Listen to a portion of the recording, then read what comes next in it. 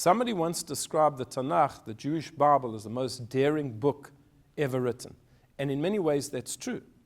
The Tanakh, the Torah, contains stories of individuals who are far less than perfect, villains and heroes. And there are also many laws that are incredibly difficult to understand. And many of these laws appear in this week's parasha, Parashat Mishpatim, which deals with the civil laws. Take, for example, the law of Acharei Rabim Lahatot. We must follow the majority. Well, is that true in every instance? What if the majority is doing something immoral? Should we follow them? Of course, there must be some barriers and parameters to that law. And one law that is so often misunderstood and used to justify a great deal of violence and injustice is the law ayin tachat ayin, an eye for an eye. The Torah speaks about people who are involved in a conflict and they actually come to blows and somebody is hurt, someone is damaged. A person's eye is knocked out. Says the Torah, what is the penalty? Ayin tachat ayin, an eye for an eye. Well, many people have translated that literally. That if I knock out your eye, you are entitled to knock out my eye. But is that just? Is that correct? Is that what the Torah truly requires us to do? And the answer is absolutely not. In a long passage in the Talmud, we are told that ayin tachat ayin, an eye for an eye, means monetary compensation. We have to work out, we have to evaluate how much a person's eye is worth to them, and then the person, the perpetrator, must pay the victim that amount. But nobody is of the opinion that you should knock out that person's eye. Now, how do we know that this is true?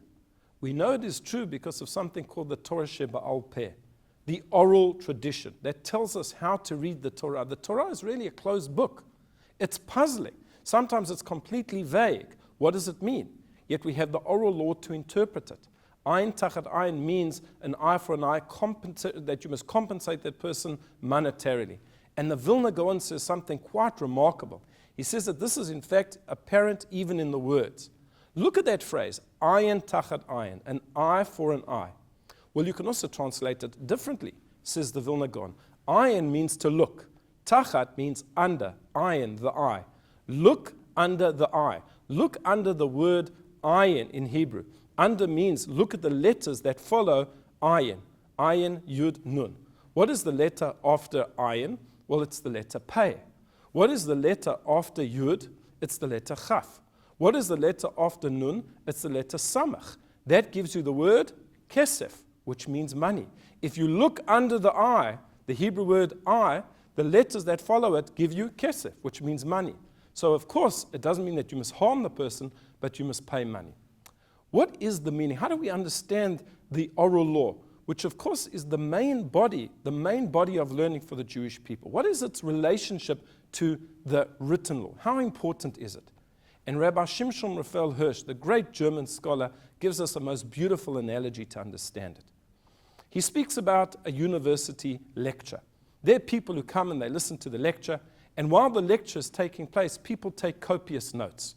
But of course, they cannot write down everything that the lecturer says, so they make brief notes. Sometimes they may underline a word to show that it's important. Sometimes they put an exclamation mark. Sometimes they may highlight something.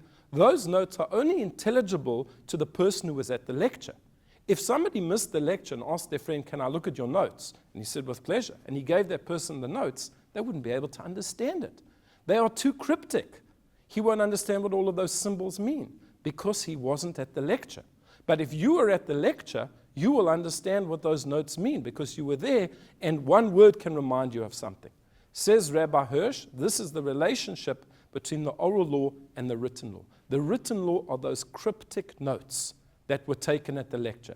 But what is the lecture? The lecture is the oral law, the oral tradition. If you weren't at the oral tradition, then those cryptic notes mean absolutely nothing. So if you sit down and study the Torah and you do not have the oral law to interpret it, it's going to become out gobbledygook, gibberish. It's not going to make sense whatsoever. The Torah says you should write these things on your doorpost. Well, what must you write? How must you write it? Must you engrave it? How must you do it? We know from the oral law that that means to put a scroll on your doorpost, and in that scroll is contained the words of the Shema. But without the oral law, you would never know that whatsoever. So yes, the Torah perhaps is the most daring book ever written. And it does seem to be incredibly contradictory and difficult. But if we have that oral law, if we sit in on that lecture, then those cryptic notes make a great deal of sense. I wish you a Shabbat Shalom.